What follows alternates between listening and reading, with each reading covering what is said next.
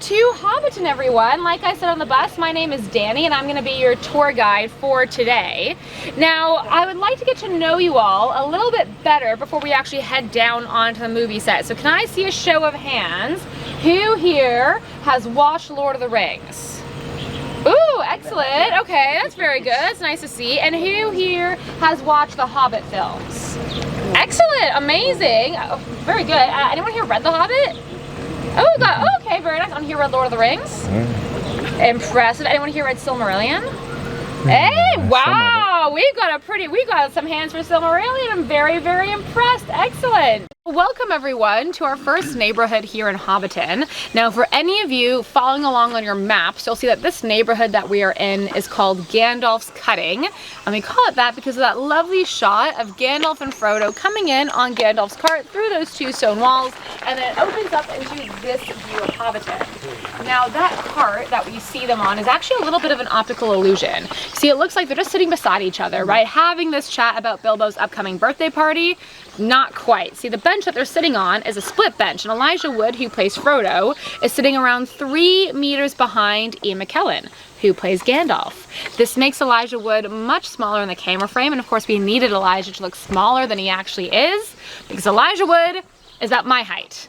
Alright, actually about an inch taller than me, so I'm a pretty good model for how big he is, okay? And although I'm not the tallest of people, I'm certainly not Hobbit height, alright? So by moving him further back, they have the illusion that he's smaller than Ian McKellen. They've also changed the size of the posts on the cart to add to this effect, and then they've given the actors really specific points to look at. So it looks like, you know, they're just looking at each other while they're having this conversation, but they are not looking at each other the entire time they're speaking to each other, because if they were, Ian McKellen, be fully turned around like this. Elijah Wood's all the way back there. That would kind of ruin the illusion.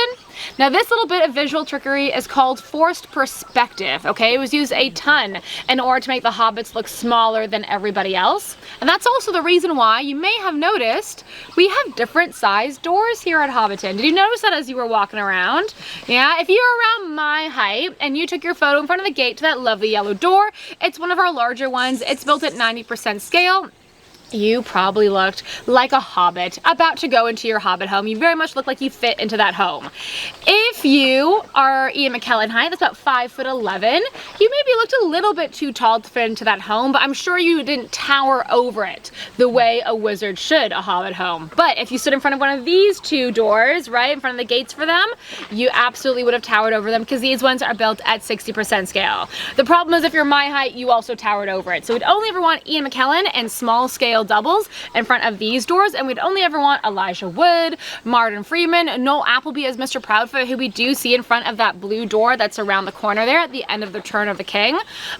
We only want them in front of those doors or large scale doubles, and there was a large scale double that they used for Gandalf, Paul Randall, Mr. Tall Paul, 7'1". So you put him in front of one of these houses, he looks very much like he's towering over that. Does that make sense to everybody? Excellent. Now that scene with Gandalf coming in on the cart isn't the only one that was filmed here. There's also a really famous scene from the first Hobbit movie that was filmed here. Now if you guys look up to the top of the hill, you probably noticed that green door. Yeah. Alright, now you told me you had watched the film, so can anyone remind me who lives in that home? Bilbo. Excellent. Alright, you were telling the truth. Excellent. Does anyone remember what they call his home? Bag End. Bag End. Very nice. Excellent. Now one night, Bilbo's up there. He's about to sit down to that nice quiet meal when there's a knock on the door, and he ends up having a very unexpected party.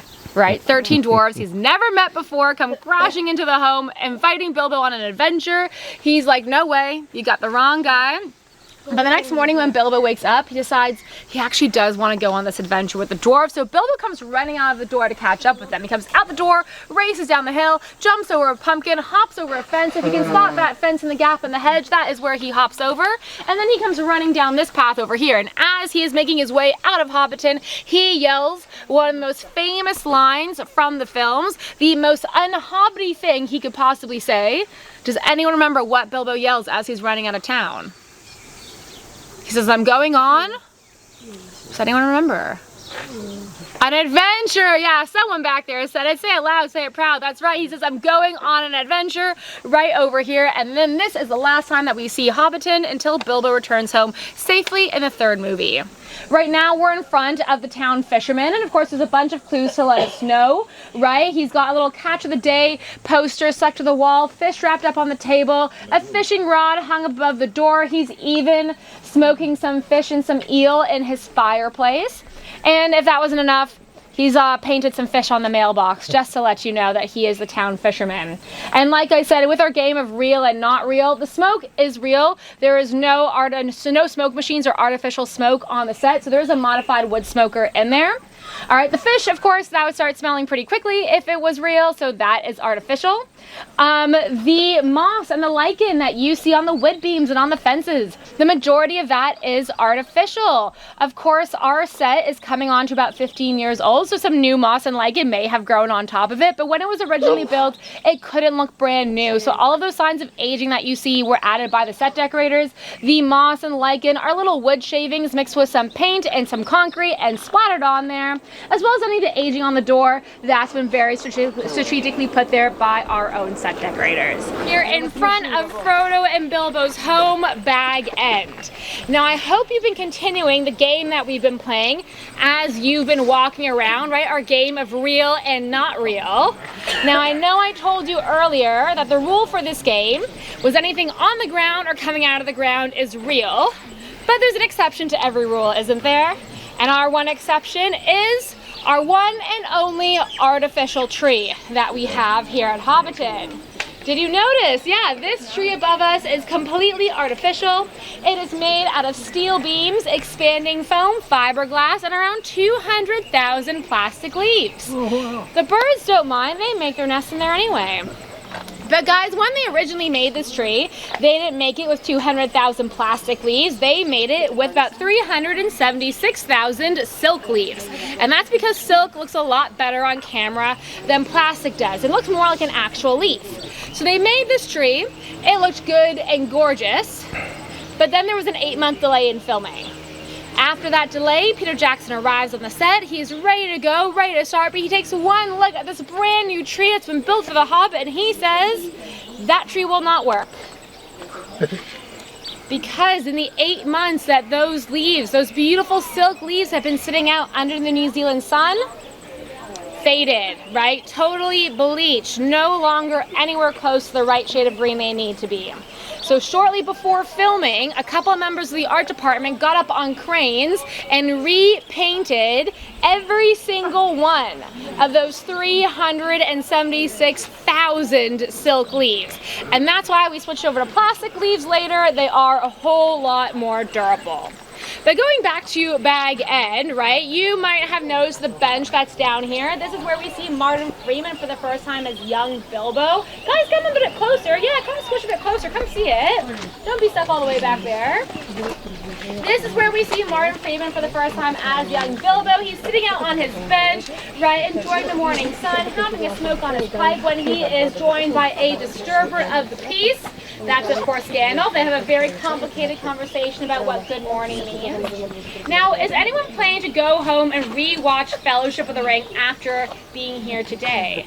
Oh, I see some hands. Excellent. Okay, well, when you go home and re-watch Fellowship of the Ring, you'll notice that this is not where the bench is. I like to think that in the 60 years between The Hobbit and Lord of the Rings, Bilbo has the realization he has a much better view if he moves his bench up to where that artificial pumpkin currently sits on the wheelbarrow. So that is where we see Bilbo and Gandalf in Fellowship of the Ring. At this point, they're old friends. They're blowing smoke rings together, right? Their favorite activity to do.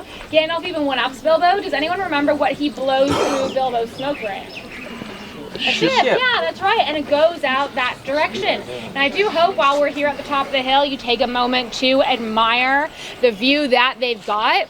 And from up here, you can actually see those 3 landmarks that David Comer, that location scout I mentioned on the bus, what he spotted from above and the reason why he interrupted Ian Alexander's rugby match. He saw a lovely little lake. We see that now in front of the Green Dragon pub. He saw a magnificent tree that would become our party tree. That's this Californian Monterey pine tree that is in front of us. And the last landmark, the biggest and the most difficult to see, It's the hill that we're standing on. So it was these three things that attracted him to the farm. We have arrived at the party field. So this is, of course, the center of celebration in Hobbiton. Does anyone remember what party we see happen here in the films?